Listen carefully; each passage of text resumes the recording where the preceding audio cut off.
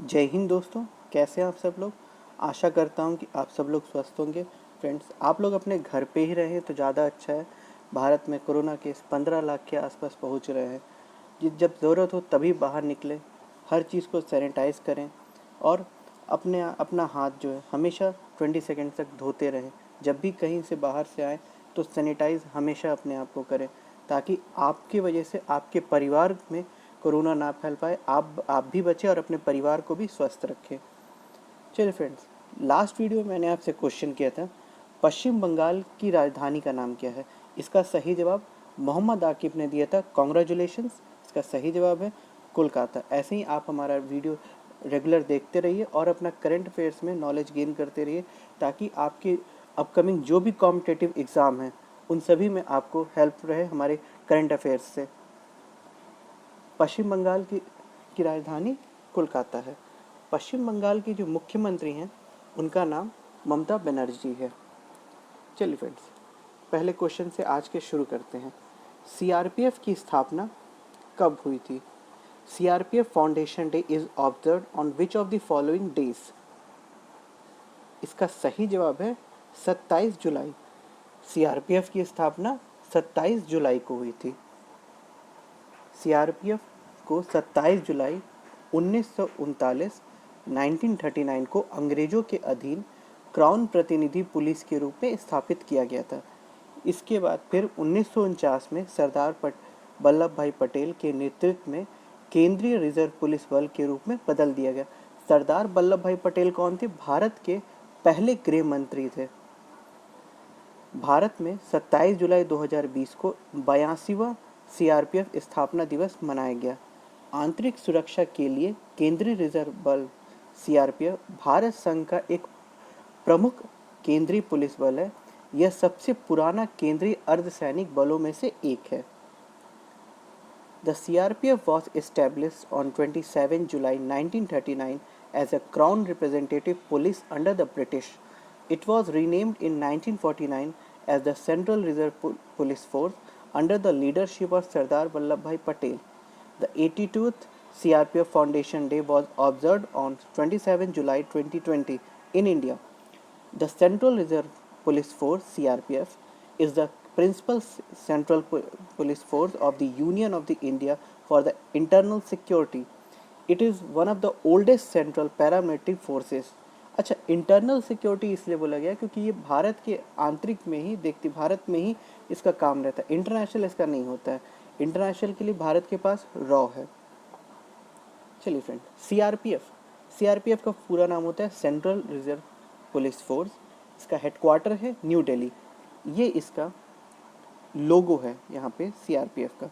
और लास्ट के 26 जनवरी को ये वुमेंस भी, सीआरपीएफ की जो वुमेंस सेगमेंट है, उन्होंने भी अपना शौर्य दिखाया था 26 जनवरी को, और लास्ट के 15 अगस्त को भी दिखाया था।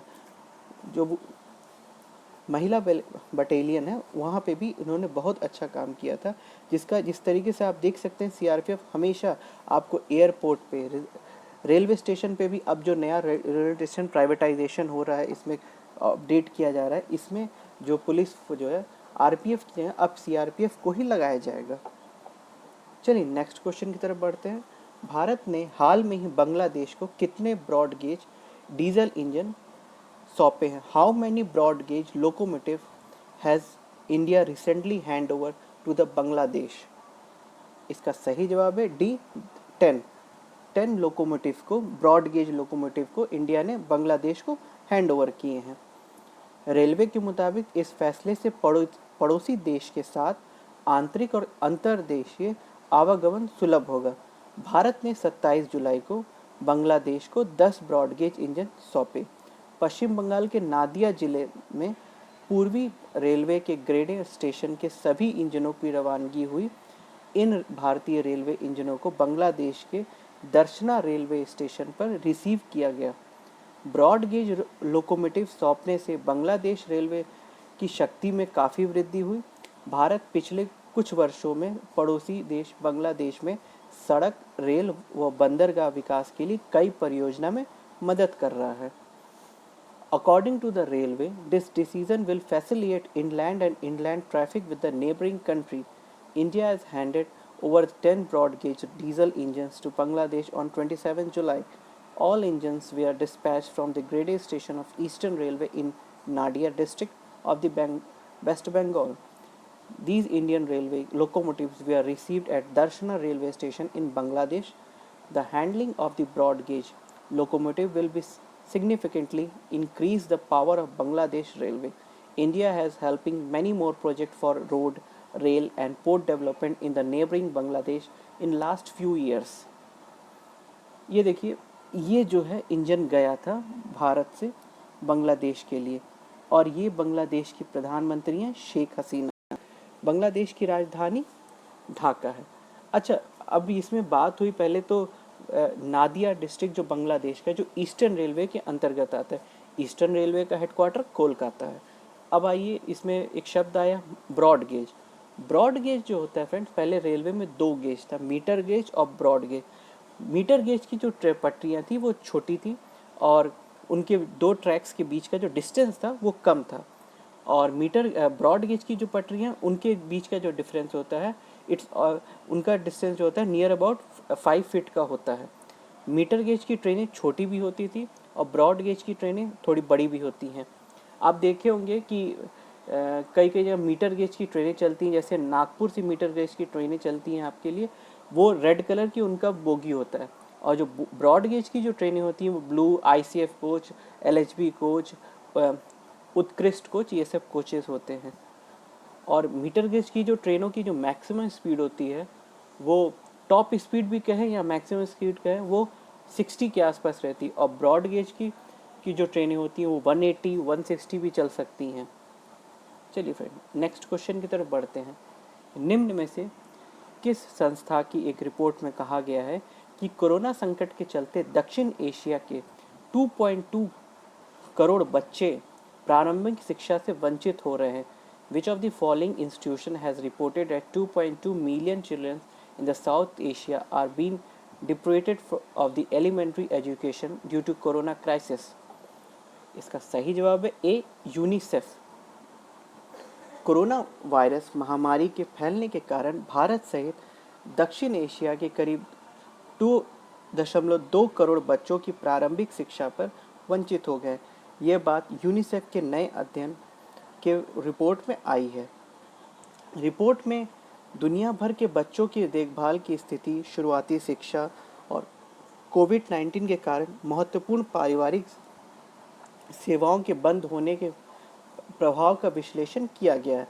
हाल में संयुक्त राष्ट्र के एक रिपोर्ट में कहा गया है कि कोरोना महामारी इस साल और 13 करोड़ लोगों को भूखमरी की ओर ढकेल सकती है।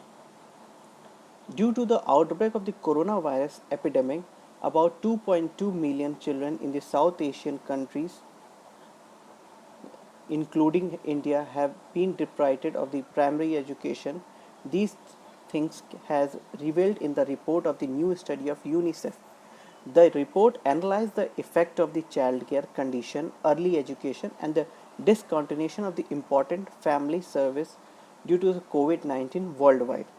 In a recent United Nations reports, it will said that the corona epidemic pushed about 130 million more people to starvation this year. देखिए, पहले इनको बताने से पहले मैं आपको इसमें बताता हूँ।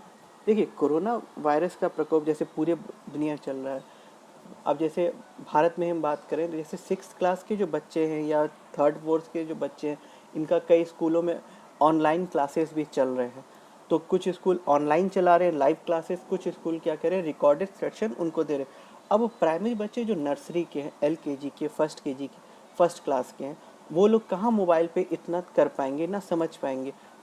पेरेंट्स को उनके लिए रहना पड़ता है। स्कूल में जो नर्सरी के बच्चे होते हैं, प्लेवे के बच्चे होते हैं, उन लोगों को तो आते नहीं। वही एक समय होता है कि आप बच्चे को इनिशियल ABCD अब टीचर सिखाते हैं। तो अब कोरोना के कारण स्कूल तो खुल नहीं रहे हैं, जिस वजह से वो एजुकेशन पूरा इफ़ेक्ट हो रहा है। वैसे बड़े बच्चों का भी एजुकेशन पूरा इफ़ेक्ट हो रहा है, क्योंकि कई जगह एग्ज़ाम नहीं हो पा रहे हैं। अभी यूनिवर्सिटी के ही आप देखिए कि बोला जा रहा है कि फर्स्ट ईयर सेकेंड ईयर के बच्चों को पास किया जाएगा, फाइनल ईयर के बच्चों का एग्ज़ाम होगा।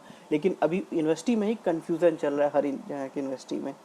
तो ऐसे ही छोटे बच्चों के एजुकेशन में, अगर हम छोटे बच्चों के एजुकेशन बार बार अगर कोई बच्चा लगातार कंटिन्यू अगर मोबाइल चला रहा है तो उसके आई पे भी इफ़ेक्ट करता है, आई साइट में भी इशू आ सकता है।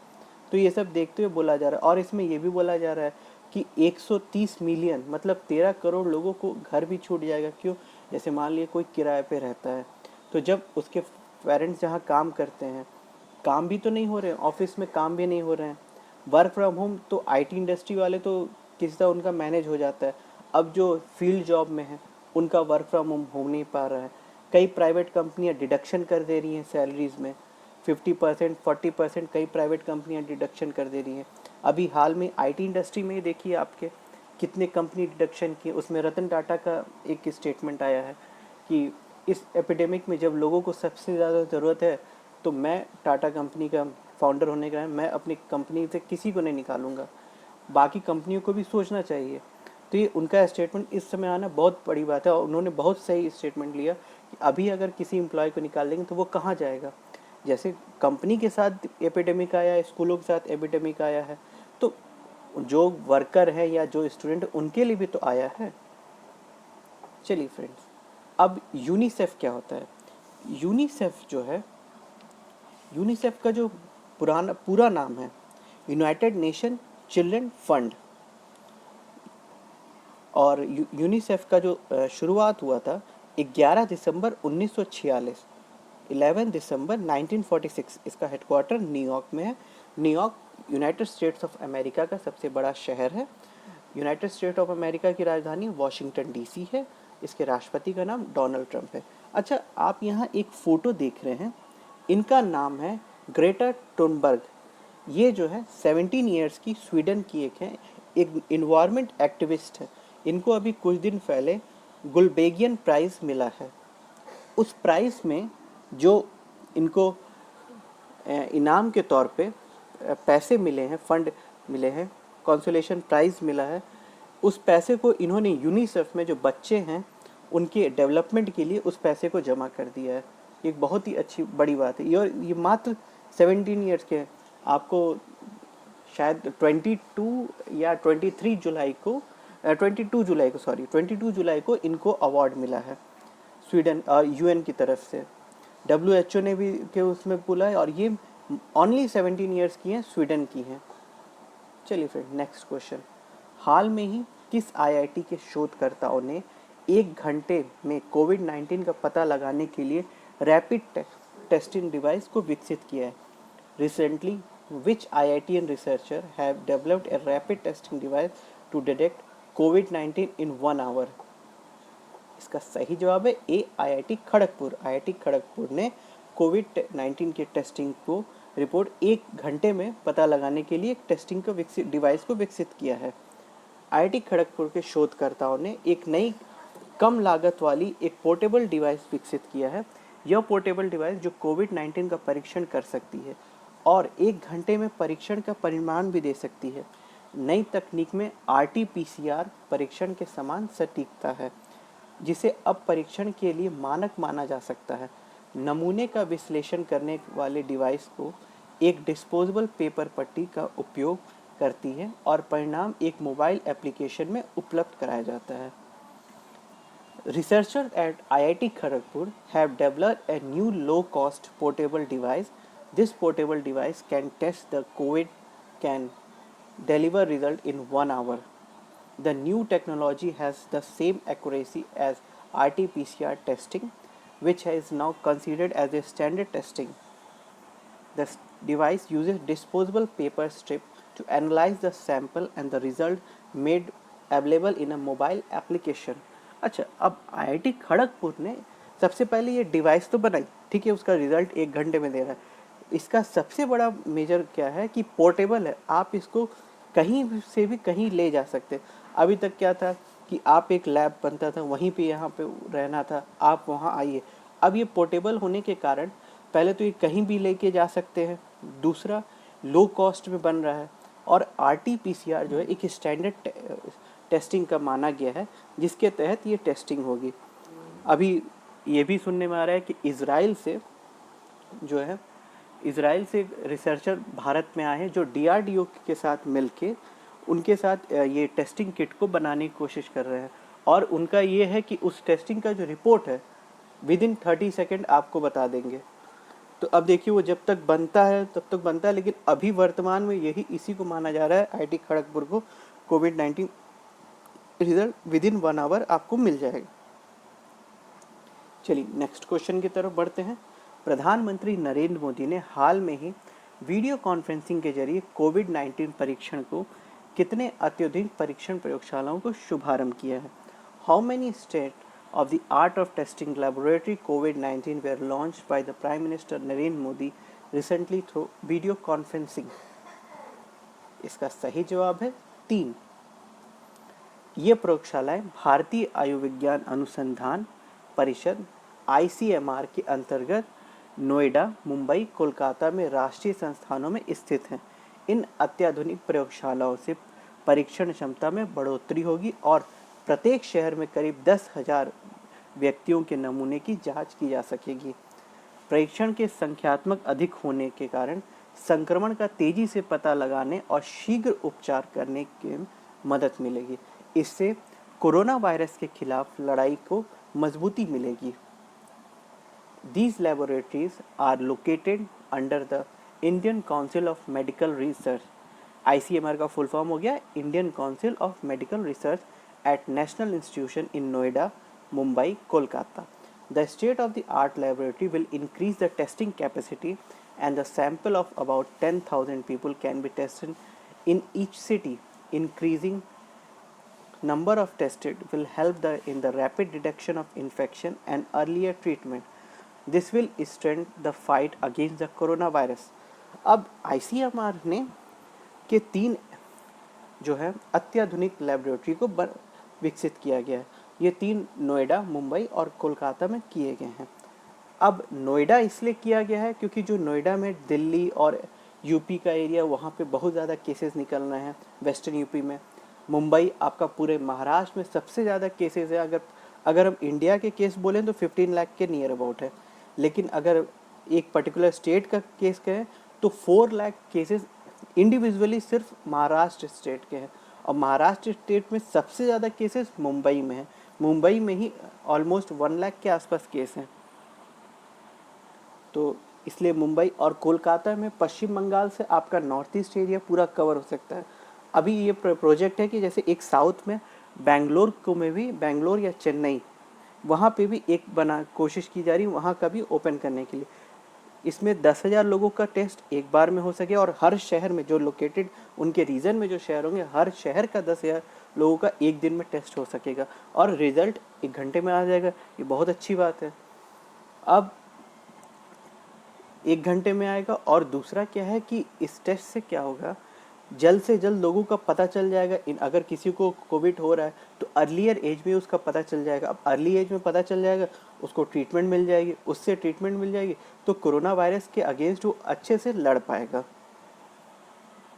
और सबसे अहम बात फ्रेंड्स, जो भी अब कोई भी उद्घाटन हो रहा है, अब जैसे मैंने रेलवे का दिखाया कि बांग्लादेश रेलवे, तो उसमें ये सब जो हैं आपके, उसका उद्घाटन जो रेलवे मिनिस्टर हैं पीयूष गोयल और विदेश मंत्री एस जयशंकर प्रसाद ने वीडियो कॉन्फ्रेंसिंग के ही माध्यम से किया है। वहाँ पे जाके नहीं किया है इनॉग्रेशन। इसी तरह ICMR का भी जो उद्घाटन हुआ है प्रधानमंत्री मोदी ने वीडियो कॉन्फ्रेंसिंग के थ्रू किया गया। इसको हमेशा याद पूछा जाएगा कि शिलान्यास कैसे हुआ या उद्घाटन कैसे हुआ, तो आपसे इनॉग्रेशन कैसे हुआ, तो आपको ये बताना होगा वीडियो कॉन्फ्रेंसिंग के थ्रू हुआ। नेक्स्ट क्वेश्चन, पृथ्वी विज्ञान मंत्रालय ने 14वें स्थापना दिवस पर किस मोबाइल ऐप का शुभारंभ किया? विच mobile app was launch by the ministry of earth science on the occasion of the 14th foundation day? इसका सही जवाब है ए, मौसम। पृथ्वी विज्ञान मंत्रालय के स्थापना दिवस के मौके पर 27 जुलाई 2020 को पृथ्वी विज्ञान मंत्री डॉक्टर हर्षवर्धन ने मौसम मोबाइल ऐप की शुरुआत की। यह ऐप देश भर में 800 स्थानों के मौसम का हाल बताएगा। ऐप मौसम की सटीक जानकारी देने के साथ साथ शहर का तापमान, सूरज के उदय और अस्त का समय भी बताएगा। समय पर मौसम के बिगड़ने का मिजाज की भी चेतावनी जारी करेगा।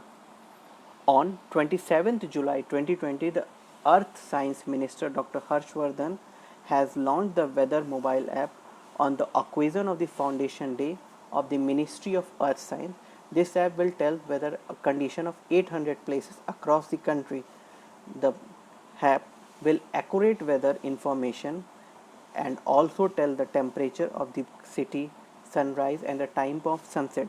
From time to time, we will also issue the warning of the bad weather.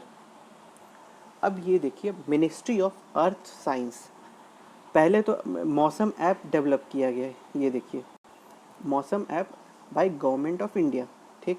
ये मिनिस्ट्री ऑफ अर्थ साइंस है। पृथ्वी विज्ञान मंत्रालय की व्यापक योजनाओं को स्मार्ट को मंजूरी। अब इसमें क्या है कि पृथ्वी अर्थ साइंस जो है वो मौसम से रिलेटेड जो भी होगा उसको करेगी, और जैसे आपका भूकंप आता है उसमें भी इसमें पता चल सकेगा। अब ये इनको तो आप जानते हो, डॉक्टर हर्षवर्धन हैं, ये पृथ्वी एंड साइंस मंत्रालय के मंत्री हैं। अब इनके साथ क्या एक एडिशन है इन्फॉर्मेशन आपके करंट अफेयर्स के लिए, ये भारत के केंद्रीय स्वास्थ्य मंत्री भी हैं। दूसरा कि ये WHO में अध्यक्ष भी हैं। ये हैं डॉक्टर माधवन नायर, जो मिनिस्ट्री ऑफ अर्थ साइंस में सचिव के तौर पर कार्यरत हैं अभी। इन्हीं की अगुवाई में मौसम ऐप को लॉन्च किया गया है, इनके और डॉक्टर हर्षवर्धन के। अब जो मिनिस्ट्री ऑफ अर्थ साइंस है, इसमें क्या बोला गया कि जैसे आप अपने मोबाइल में आप देखते हैं ना कि क्या टाइम, क्या टेम्परेचर है, तो उसमें आप विद इन 5 सिटीज़ का ही देख सकते हैं एक बार में। मतलब आप अपने मोबाइल पे अगर वॉलपेपर के तौर पे उसको लगाना चाहें तो इस ऐप के ज़रिए आप 800 सिटीज़ का आप देख सकेंगे। दूसरा, आप सिर्फ इसमें टेम्परेचर नहीं देख पाएंगे, इसमें आप टेम्परेचर देखेंगे, साथ में सनराइज़ कब हुआ उस सिटी में, सनसेट कब हुआ उस सिटी में, कैसे कैसे मौसम, जैसे मान लीजिए आप सुबह में अच्छी खासी धूप चल रही है, दोपहर में बारिश है, तो पहले ही आपको ये वार्निंग दे देगा कि बारिश होगा, बादल आ रहे हैं, ये भी है। अगर स्टॉर्म आने वाला है उसका भी आपको पता चलेगा। और अर्थक्वेक का है, उसमें भी इसमें पता चले। अर्थक्वेक का अभी डेवलप हो रहा है, लेकिन फ्यूचर में बोला गया है कि अर्थक्वेक का भी इसमें ऐड किया जाएगा। चलिए नेक्स्ट क्वेश्चन। भारत सरकार ने चीन के एक और डिजिटल स्ट्राइक करते हुए कितने ऐप पर प्रतिबंध लगा दिया है? How many apps have been banned by Indian government with another digital strike on China? इसका सही जवाब है डी 47। भारत ने पहले 59 ऐप्स को बैन किया था, अब 47 ऐप को और बैन कर दिया है। केंद्र सरकार ने भारत और चीन के बीच जारी तनाव के बीच में 47 और चीनी ऐप पर प्रतिबंध लगा दिया है। केंद्र सरकार ने पहले ही 59 ऐप चीनी ऐप पर बैन लगा चुकी है। मीडिया रिपोर्ट्स के अनुसार ये सभी 47 ऐप्स पहले बैन 59 ऐप्स के क्लोन हैं। मीडिया रिपोर्ट्स के अनुसार बताया जा रहा है कि 47 ऐप देश के डेटा प्रोटोकॉल का उल्लंघन कर रही थी। इन पर डाटा चोरी करने का आरोप था। ये ऐप निजी और गोपनीय जानकारी का इस्तेमाल करते थे। इन्होंने गोपनीयता कानून का उल्लंघन भी किया है, जिस वजह से इनके ऊपर केंद्र सरकार ने प्रतिबंध लगा दिया है। The central government has banned 47 more Chinese app amidst ongoing tension between India and China. The central government already banned 59 Chinese apps. According to the media reports, all these 47 apps are clones of the 59 previously banned apps. According to the media reports, it is believed that the 47 apps were also violating the data protocol of the country, and they were also accused of stealing data. These apps were using the private and confidential information of the user, and they have also violated the privacy law, due to which the central government has banned them. पहले 59 apps Indian government ने ban किए थे, central government ने, अब 47 apps को और ban कर दिया। और ये बोला गया है कि जो ये 47 ऐप जो बैन हुए हैं, इसमें जो पहले के जो 59 ऐप्स बैन हुए उनके क्लोन ऐप्स हैं ये सब। अब देखिए, अभी इस समय और हल्ला हो रहा है कि PUBG और COD, कॉल ऑफ ड्यूटी, ये 2 गेम भी बैन होने के उसमें, क्योंकि ये दोनों भी चाइनीज़ ऐप हैं। पाकिस्तान ने PUBG को बैन भी कर दिया है। अब देखिए गवर्नमेंट इसमें क्या करती है। अगर गवर्नमेंट इस पर भी अभी सर्च कर रही है, अगर उनको भी कहीं लगता है कि डेटा वॉयलेशन, डेटा प्रोटोकॉल को इसने भी उल्लंघन किया है, वॉयलेट किया तो इसे भी बैन किया जाएगा। चलिए नेक्स्ट क्वेश्चन, भारत और किस देश ने 27 जुलाई 2020 को रक्षा उद्योग और प्रौद्योगिकी साझा करने समेत कई क्षेत्रों में रणनीतिक सहयोग बढ़ाने का संकल्प व्यक्त किया? India and which country have place to enhance the strategic cooperation in many field including the defence industry and the technology sharing on the 27 July 2020? इसका सही जवाब है डी, इंडोनेशिया। भारत और इंडोनेशिया ने रक्षा उद्योग तथा रक्षा प्रौद्योगिकी की पहचान सहयोग के संभावित क्षेत्रों के तौर पर काम किया है। बयान में कहा गया है कि रक्षा मंत्री राजनाथ सिंह और इंडोनेशिया के रक्षा मंत्री प्रबोवो सुबियांतो ने इन क्षेत्रों में द्विपक्षीय सहयोग को और मजबूत करने के लिए अपनी प्रतिबद्धता जारी की है। भारत और इंडोनेशिया एक पड़ोसी देश है। भारत के अंडमान निकोबार द्वीप समूह अंडमान सागर में इंडोनेशिया के साथ एक समुद्री सीमा साझा करता है। दोनों देशों के संबंध में लगभग 2000 वर्ष पुराने हैं। भारत का जकार्ता में दूतावास है। इंडोनेशिया दिल्ली में एक दूतावास संचालित करता है। India and Indonesia identifies defense industry and the defense technology as a potential area of cooperation. The statement that said that the Defense Minister Rajnath Singh and the Indonesian Defense Minister Prabowo Subianto expressed their commitment for the further strengthened bilateral cooperation in this area. India and the Indonesia are the neighboring countries. The Andaman Nicobar Island of the India share a maritime border with Indonesia in the Andaman Sea. The relationship between the two countries is also about 2000 year old. ये है Indonesia का national flag. Indonesia की capital जो है Jakarta, पहले उसको बाली भी थी लेकिन अब जकार्ता हो गई है, इसीलिए जकार्ता में भारत का दूतावास है। अब इसमें बोला गया है कि अंडमान निकोबार के जो है द्वीप से इंडोनेशिया का बॉर्डर समुद्री सीमा लगता है। इंडोनेशिया के जो प्रेसिडेंट हैं उनका नाम जोको विडोडो है, जो अभी करेंटली भारत के यात्रा पे हैं, भारत में इस समय आए हुए हैं। जोको विडोडो ने डिफेंस मिनिस्ट्री राजनाथ सिंह से भी बात किया है और इंडोनेशिया के जो डिफेंस मिनिस्ट्री प्रबोवो सुबियांतो वो भी आए हुए हैं। इसमें कहा गया है कि डिफेंस के साथ साथ हथियारों की टेक्नोलॉजी पे भी भारत और इंडोनेशिया आगे काम करेंगे। भारत और इंडोनेशिया के जो संबंध हैं वो 2000 वर्ष पुराने हैं। नेक्स्ट क्वेश्चन, केंद्रीय वित्त मंत्री निर्मला सीतारमण के अनुसार वित्त वर्ष 2020-21 के लिए भारत ने कितने लाख करोड़ रुपए का विनिवेश कर रखा है? According to the union finance minister Nirmala Sitharaman, how many lakh crore rupees disinvestment target has the government set for the financial year in 2021? इसका सही जवाब है 2.10 लाख करोड़। वित्त मंत्री के अनुसार इस वित्त वर्ष 2020-21 के लिए मोदी सरकार ने 2.10 लाख करोड़ का विनिवेश रखा है। इससे 1.20 लाख करोड़ रुपए पीएसयू के विनिवेश से आएंगे और 90,000 करोड़ वित्तीय संस्थानों के हिस्सेदारी बेचकर जुटाए जाएंगे। केंद्र सरकार के विनिवेश की योजना के बारे में बताते हुए वित्त मंत्री निर्मला सीतारमण ने कहा है कि सही समय आने पर सरकार उचित कीमत पर हिस्सेदारी बेचेगी। उन्होंने कहा है कि पहले लगभग 22 से 23 ऐसे पीएसयू कंपनियां हैं जिनके विनिवेश सरकार की ओर से मंजूरी दी जा चुकी है। According to the finance minister, the Modi government has set a disinvestment of the target of rupees 2.10 lakh crore for their financial year 2021.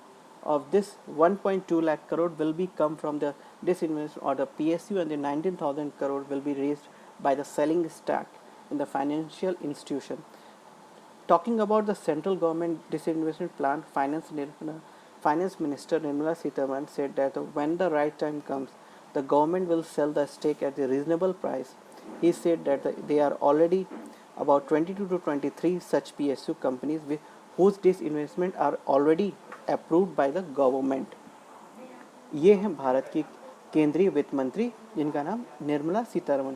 अब इन्होंने क्या किया है कि पीएसयू कंपनियां जो हमारे हैं, जिनको नवरत्न कंपनियां भी हम लोग बोलते हैं, जैसे एनटीपीसी, बेल हुए, इन सब कंपनियों का जो शेयर है उसको बेचने के इन्होंने फैसला लिया। जैसे आपने सुना होगा एलआईसी का इन्होंने किया था कि 10% शेयर बेचेंगे।